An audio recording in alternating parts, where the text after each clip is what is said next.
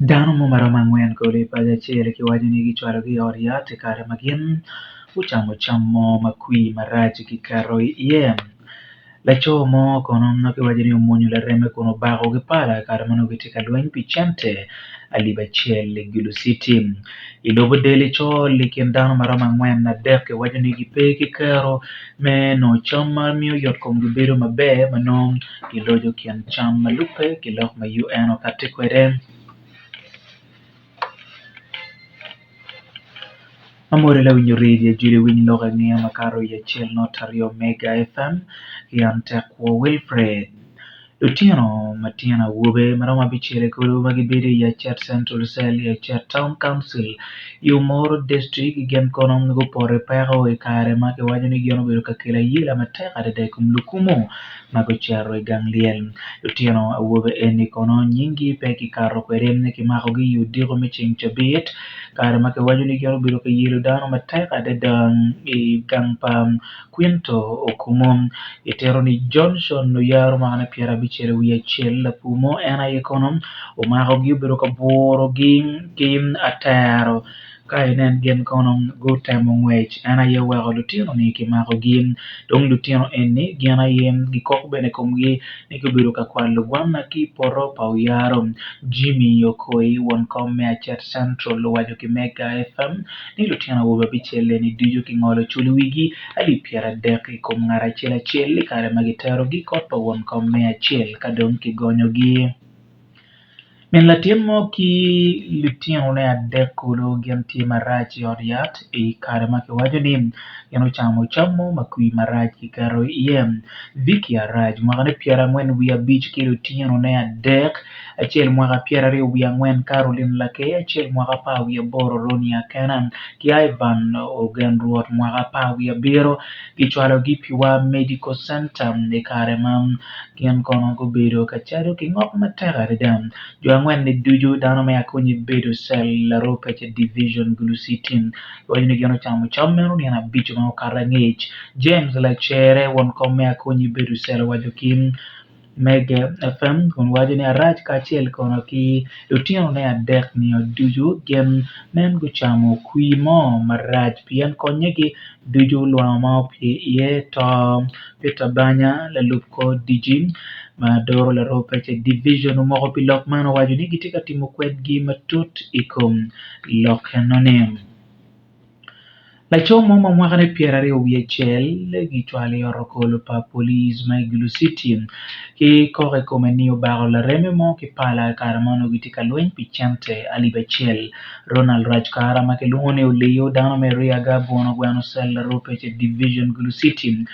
en obaro Rogers Kidega mwaka ne piera ariyo wi ang'wen obaro kore i Otieno miching abichiel gitero kono ni joni gin kono obedo ka turo kadno e kien gin e kare man dano ma wane ni gichwale St. Mary's Hospital la Gulu City alupa kilok pa polis joni kare ma obedo ka turo kad Michente aye dong tele uchake kien gin. Alfred Utema mati won kom Riaga buono gweno wacho ki Mega FM ni kare madong kigoyo Chiente pa ng'ara achiel alib achiel kadong lweny eno ni uchake e kare michoyo lokyo no rach kara pudong gitika bwoko en i Gulu East Police Station puri gichiem ka pinyo doge malupe ki bako lawore ma bako ki pala.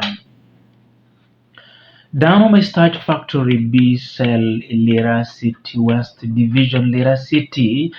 iudiro mecheng chobit gen kono gucho marach kare magono le chomo udene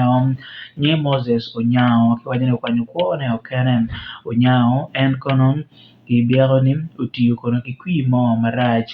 dong malupe ki kwed wiye pa polis nyoro ni Onyao ching chabit diwuok biro ka winyo dwane ma obiro ka redo matek adada ma ono kud pe auto kadong yudiko ne kino en ma auto kumliele gikwanyo gichwalo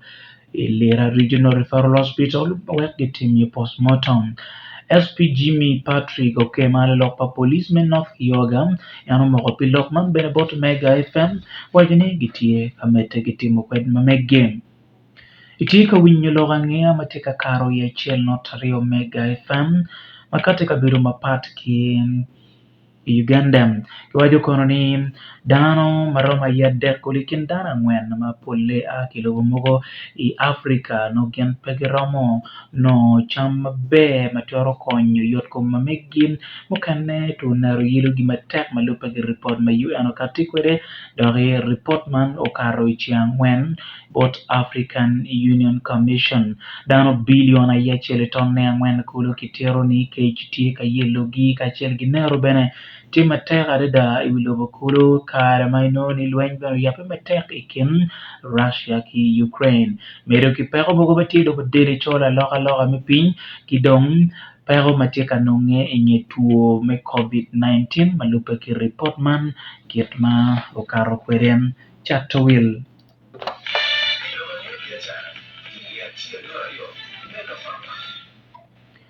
Luchat mai chuk madit matila rope che division Gulu City ma pagyanti kachulo pi kabelo mechat ma meggi ki muchoro dujo magi pe kachulo ne kimine gi chabira chiel kakan ka kochi gi beriamo gi ogi kamano gi tikatimi e biachara anonim. City Council gian kono huwaje ni luchat man itie kibanya millions madon machante mapego chulo waba pa mobor City Council pi dwe mapol yana ye kibiriamo gi inion dwe ang'wen medume apa wi ariyo luchat mogo magitie lockups ki stol mogo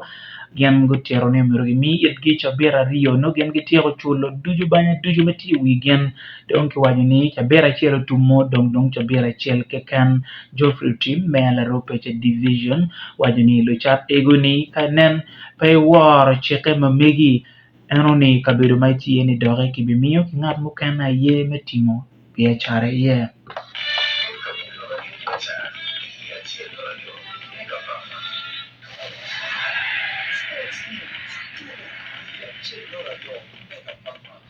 Kare umegeko itoko Gulo Sprinters Rugby Club ichia bichiel gi goyo gi piera dek wi ang'wen kuma bich Iman Entebbe Avengers Rugby Club ayo goyo gi itoko rugby pamon memwaka man inoni itoko enni obedi Gulu City team pamon mai Gulu City magitoko rugby toko gimokane tie kabine kom Niles Rapid Rugby Club ma obedi ni anruya pa wi bichiel medwe me apa wi ariyo mwaka man.